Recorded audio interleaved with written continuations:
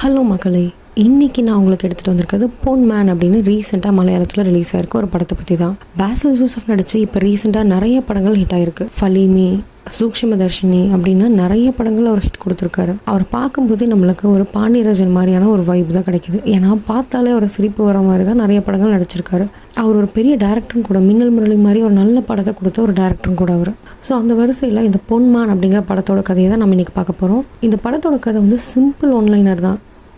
ஒரு கல்யாணம் நடக்குதுன்னா வரதட்சணை இல்லாமல் எங்கேயாவது இருக்குமா? அப்படி ஒருவேளை அந்த வரதட்சணை கொடுக்க முடியாமல் எத்தனை கல்யாணம் நின்று போயிருக்கு. அப்போது அந்த ஊரில் இருக்க ஒரு நகைக்கடைக்காரங்க என்ன பண்ணுறாங்கன்னா, வரதட்சணை கொடுக்க முடியாதவங்களுக்கு அந்த கல்யாணத்தன்னைக்கு நகையை கடனாக கொடுக்குறாங்க. அதாவது கல்யாணம் முடிஞ்சு மொய் கலெக்ட் ஆகும் இல்லையா, அந்த மொய் பணத்தை வச்சு அந்த நகையோட கடனை அடைக்கணும். ஸோ அந்த கல்யாணத்துக்காக அந்த 2 நாள் மட்டும் நகையை கடனாக கொடுக்குற ஒரு நகைக்கடை இருக்காங்க. அப்படி பண்ண முடியலங்கிற பட்சத்தில் அந்த நகையை வாங்கிட்டு திரும்பி போயிடுவார் அவர். அந்த மாதிரி ஒரு இக்கட்டான சூழ்நிலையில் அந்த பொண்ணோட குடும்பம் இவங்க கிட்ட இருந்து நகை வாங்குறாங்க.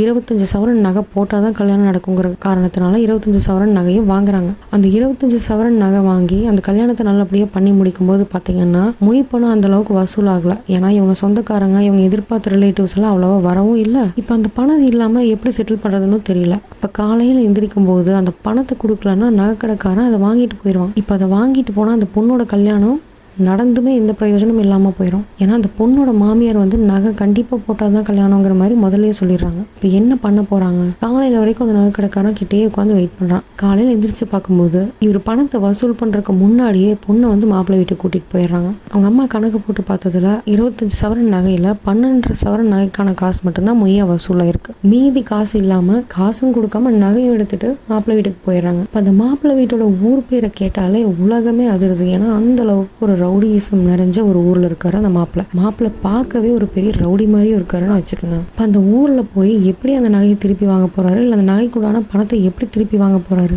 சின்ன பிரச்சனைக்கு அடிக்கடி சண்டைன்னு இருக்கிற அந்த ஊரில் எப்படி அந்த பணத்தை திருப்பி வாங்க போறாரு அப்படிங்கிறத இந்த படத்தோட மொத்த கதையுமே. ஒன்லைனராக இருந்தாலுமே படத்தை முதல்ல இருந்து கடைசி வரைக்கும் நல்லாவே சுவாரஸ்யமாக கொண்டு போயிருக்காங்க. ஸோ இந்த படத்தோட கதையை நீங்கள் கண்டிப்பாக ஃபுல்லாக பார்க்கணுன்னு ஆசைப்பட்டீங்கன்னா ஜியோ ஹாட்ஸ்டாரில் இந்த படம் ஃபுல்லாகவே ரிலீஸ் ஆயிருக்கு. ஸோ நீங்கள் அதில் கண்டிப்பாக பார்க்கலாம். இந்த படத்தோட கதையை முழுசாக சொல்லணும்னு நினச்சிங்கன்னா நீங்கள் கீழே கமெண்ட்டில் கமெண்ட் பண்ணுங்கள். இது வரைக்கும் சப்ஸ்கிரைப் பண்ணாதவங்க மறக்காமல் நம்ம சேனலை சப்ஸ்கிரைப் பண்ணிக்கங்க. இந்த மாதிரி நல்ல படத்தோட கதைகளை அடுத்த வாரமாக உங்களுக்கு நாங்கள் கொண்டு வருவேன். Until then, it's Maya signing off. Bye.